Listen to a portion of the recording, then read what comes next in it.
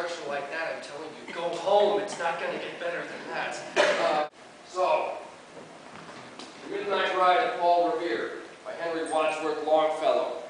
Illustrated by the guy talking very loudly in the front of the room. Okay, go ahead. Next one. Listen, my children, and you shall hear of the midnight ride of Paul Revere. On the 18th of April in 75, hardly a man is now alive who remembers that famous day and year. He said to his friend, if the British march by land or sea from the town tonight, hang a lantern aloft in the belfry arch of the old North Church tower as a signal light, one if by land and two if by sea, and I on the opposite shore will be, ready to ride and spread the alarm through every Middlesex village and farm, for the country folk to be up and to arm. This being Paul Revere, then he said good night, and with muffled oars silently rowed to the Charlestown shore, just as the moon rose over the bay, where swinging wide at her moorings lay the Somerset, the British man of war, a phantom ship with each mast and spar, across the moon like a prison bar, and a huge black hulk that was magnified by its own reflection in the tide.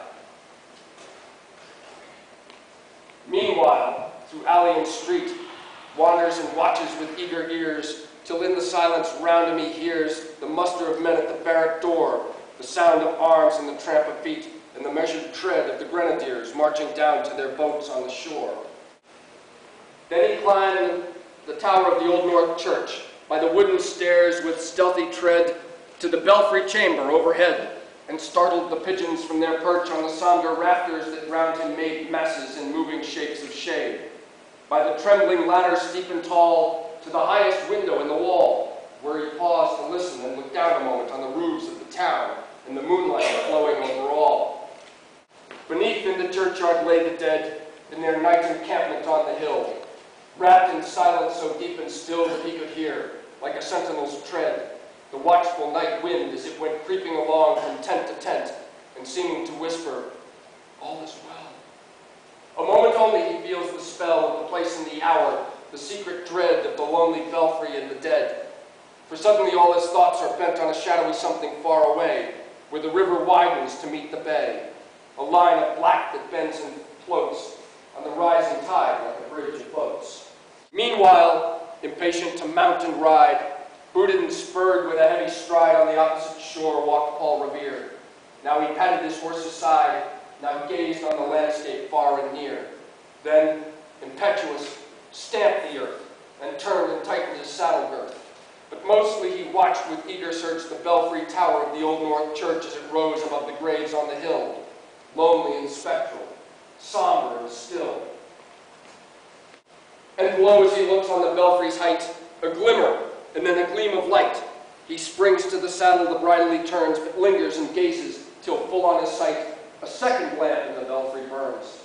A hurry of hooves in a village street, a shape in the moonlight, a bulk in the dark, and beneath from the pebbles in passing a spark struck out by a steed flying fearless and fleet. That was all. And yet, through the gloom and the light, the fate of a nation was riding that night. And the spark struck out by that steed in his flight kindled the land into flame with its heat. The village and mounted the steep, and beneath him tranquil and broad and deep is the mystic meeting the ocean tides. And under the alders that skirt its edge, now soft on the sand, now loud on the ledge, is heard the tramp of his steed as he rides. It was 12 by the village clock when he crossed the bridge into Medford town. He heard the crowing of the cock and the barking of the farmer's dog, and felt the damp of the river fog that rises after the sun goes down. It was 1 by the village clock when he galloped into Lexington. He saw the gilded weathercock swim in the moonlight as he passed, and the meeting-house windows, blank and bare, gazed at him with a spectral glare, as if they already stood aghast at the bloody work they would look upon. It was 2 by the village clock when he came to the bridge in Concord town. He heard the bleating of the flock and the twitter of the birds among the trees, and felt the breath of the morning breeze blowing over the meadows brown. And one was safe and asleep in his bed, who at the bridge would be the first to fall, who that day would be lying dead, pierced by a British musket ball.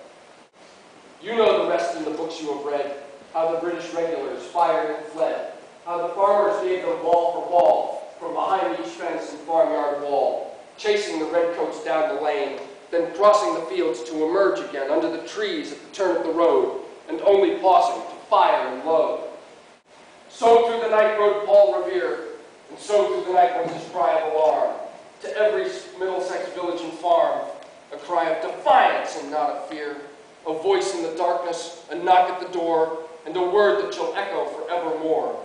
For born on the night wind of the past, through all our history to the last, in the hour of darkness and peril and need, the people will waken and listen to hear the hurrying hoofbeats of that steed and the midnight message of Paul Revere.